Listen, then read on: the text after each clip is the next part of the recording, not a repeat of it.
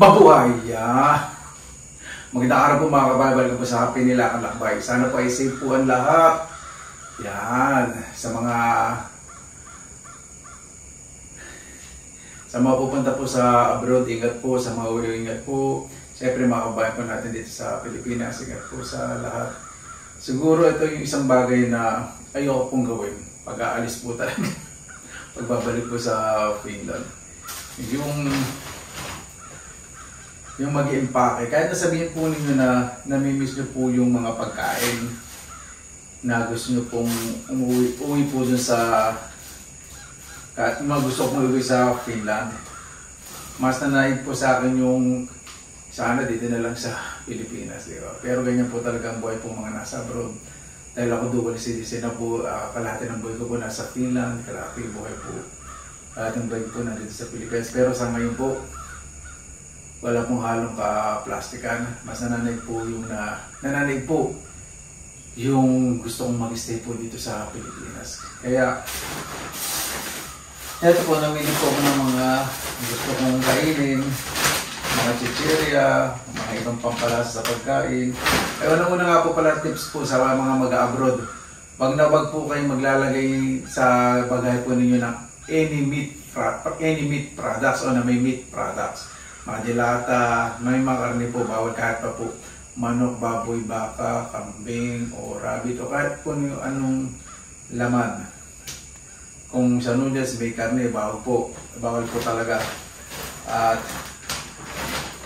yung wag na po kayo maglagay ng mga babasagin o mga pag-uong. Alam mo, tawag po ba, mamaya tumapang pa sa luggage po ninyo, spoil pa yung luggage po ninyo. Pero pwede po kayong magdala ng mga daing na isda. Pero sa Finland po, pwede ko pong dala, ewan ko sa iba, up to 20 kilograms. Napakadami naman po, hindi na makakasa sa luggage. Ang maximum po kasi ng luggage, 23 kilograms ng Finland. Siyempre, yung 23 kilograms, mas malaki po sa luggage yun dahil dry po yun.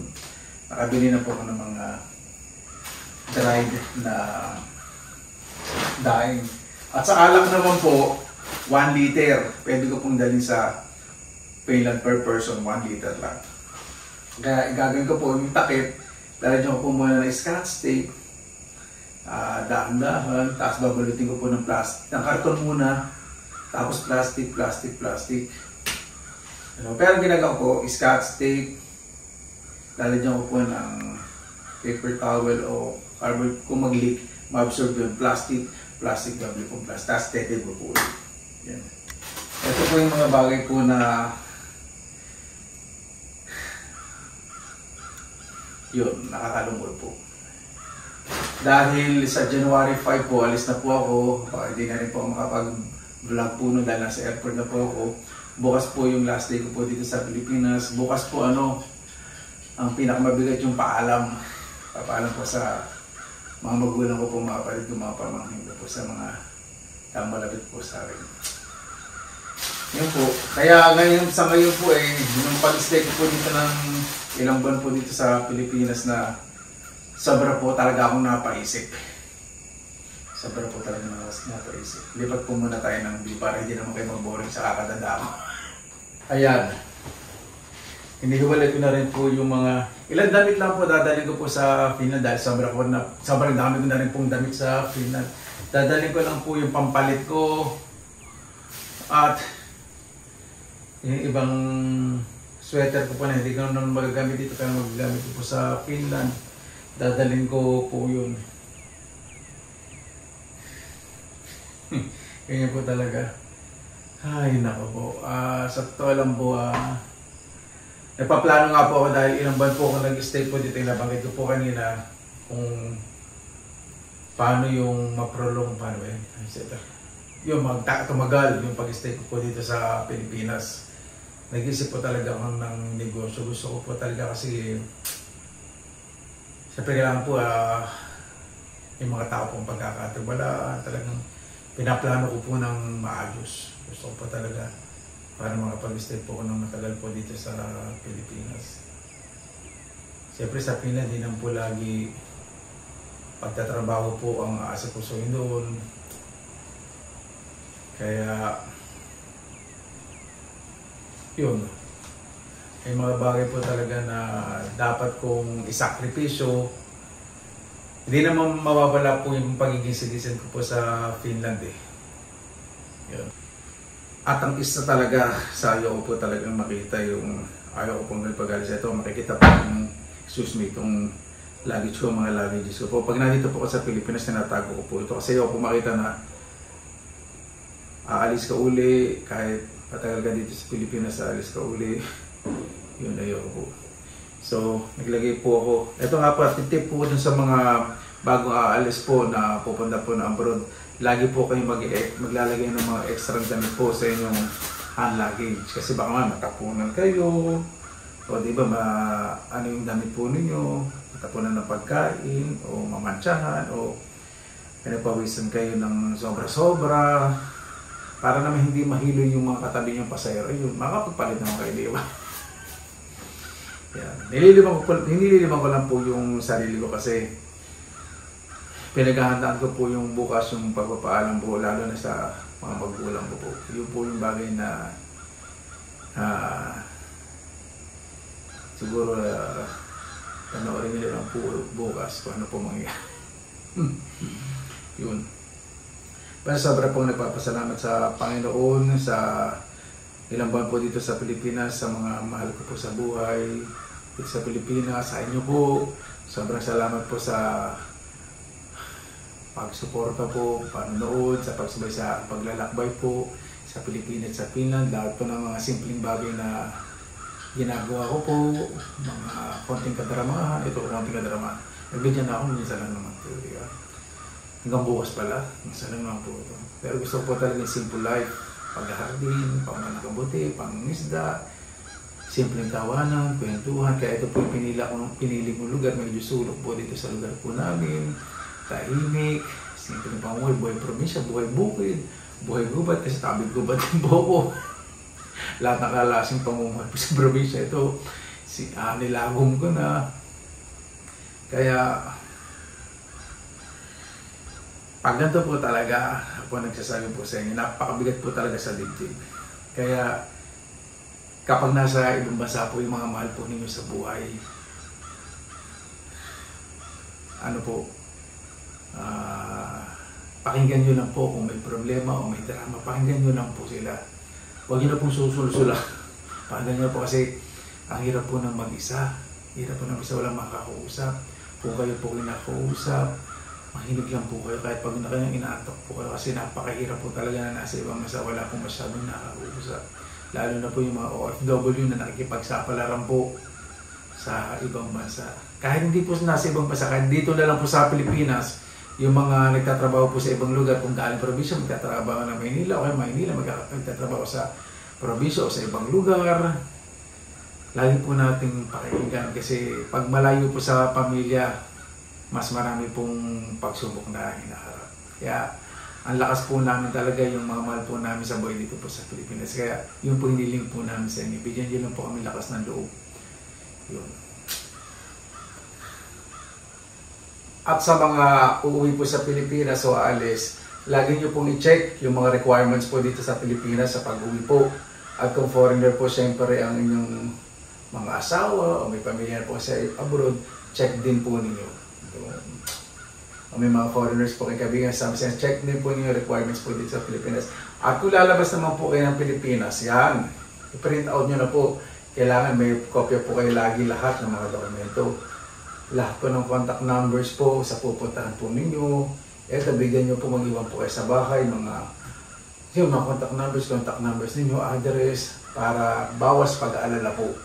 Yan, alamin po natin lagi. Kasi minsan sobrang excited tayo magtatrabaho sa abroad, minsan nakalimutan natin ibigay yung mga contact numbers. Importante po, contact numbers po ng employer po ninyo, ng address po ninyo, contact number ninyo, at embahada sa pupuntahan po, in case na hindi kayo matawagan, di ba? O matatawagan nila yung embassy kasi, alambawa, 2 buwan na namin hindi nakukontakan namin ang ate namin, kuya namin, nanay namin, Philippine Embassy po sa bawat abroad na pupuntahan po ng inyong mahal sa buhay para namomonitor din po ninyo.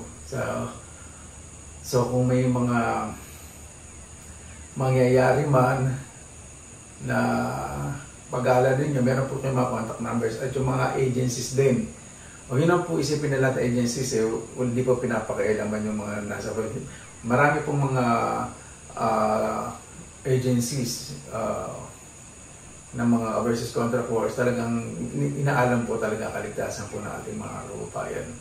Kung hindi rin po yung mga contact numbers po ng mga agencies. Pero nag-aalam po talaga kayo sa mga Philippine Embassy. Yun. Kung gagasan po sa pagtawag, di ba? Kung meron na service o phone number, di ba? International call, kung makakatawag po kayo o email po ninyo para mabawas po yung pag-alala po ninyo. Gusto ko lang pong ibahagi po siyempre yung pag-aalis po ng abroad. Dahil ako po talaga ganyan, yung po pinapractice ko. At saka po, ang importante sa mga aalis po, kahit hindi po kayo pupuntang abroad, pupuntang probinsya, magbabakasyon, kasi magawa po kayong listing, ibig sabihin listahan, kahit sa phone po ninyo o sa papel. Ako mas gusto ko po sa papel kasi chinecheck ko po yun. Kasi pag may tawag, may istorbo ko. So pag nasa papel po, chinecheck ko, okay, kompleto. Tsaka kapag mayroon akong nasa isip naman na gusto kong bilhin, lalay ko po sa phone tapos ina-add ko po sa listahan ko. Para wala pong makalimutan. Yan, gawa po tayo ng listing. At yung mga utang natin, gawin nyo lang yung listing. Para pagbalik natin sa Pilipinas, diba? Pag nakaluwag-luwag tayo, wala tayong problema. Yan lang po. Sa ngayon po talaga sobrang napapabuntong hininga po ako. About dinod na lang po sa bahay kung sino may iwan. Binilin ko na po sa mga magulang ko, sa mga kapatid ko, mamangin ko, sila na po bahala, sabi ko sa kanila. Saka hindi po ako masyadong nag-aalala kung meron po ditong masisira o mag-agasgas kasi mapapaayos ko naman po yun eh. Basta sabi ko na lang sa kanila, tumaw po sila dito. Yun po. Kaya sobra pong napapaisip dahil sa ngayon ay babala po talaga ako ng long stay dito sa Pilipinas. Pero hindi ko po alam kung gaano katagal. Kasi una-una po ngayon eh may edad na po yung mga magulang. Mas gusto ko po silang makasama ng matagal. Ang mother ko po 80 years old. Ang father ko po 76 years old. Nagsi-76 po nitong February. Mas gusto ko po silang makasama matagal.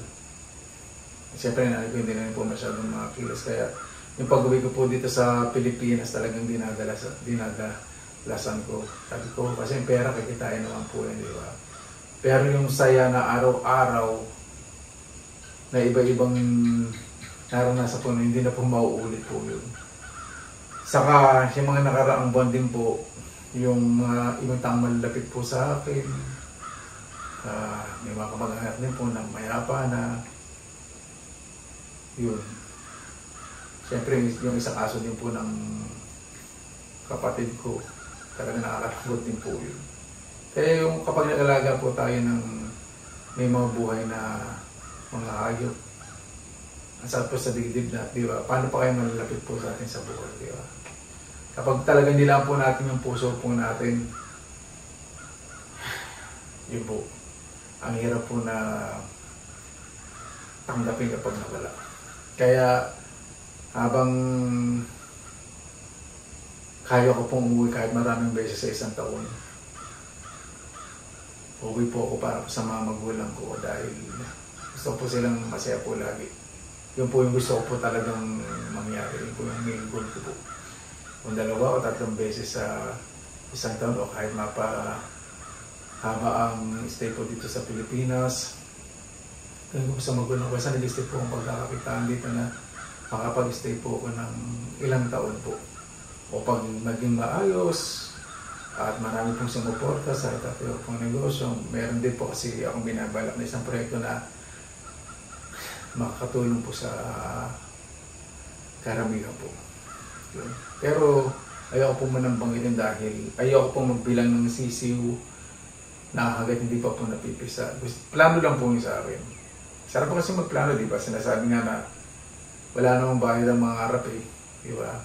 May mga taong kukutsa sa iyo, mamalitin yung kakayahan mo. Pero pag sinuko niyo po lahat talaga sa Panginoon at tuloy-tuloy na kumikilos kayo, lumalaban na hanggang walang tamang inaapangan. Basta gawin niyo lang po yung masaya, nakapagsaya po sa inyo at alam niyo tama at wala pong inaapangan ibang tao, gawin po ninyo. Siyempre, huwag naman po illegal yun. Yun. Paano po? Sa ngayon po, kontrol po yung emosyon ko. At ganyan. Itandaan ko lang po sa pag-relax. Bukas na lang natin po ibukas. Paano po? Ilang araw lang po, magkita na po ulit tayo sa Finland at snow na po doon, winter season. At papasalamat po sa Panginoon dahil pinararanas po sa akin yung ganitong buhay na napapanood ko lang sa mga TV, sa mga silihan, mga pangarap po na biyayang natatanggap ko po.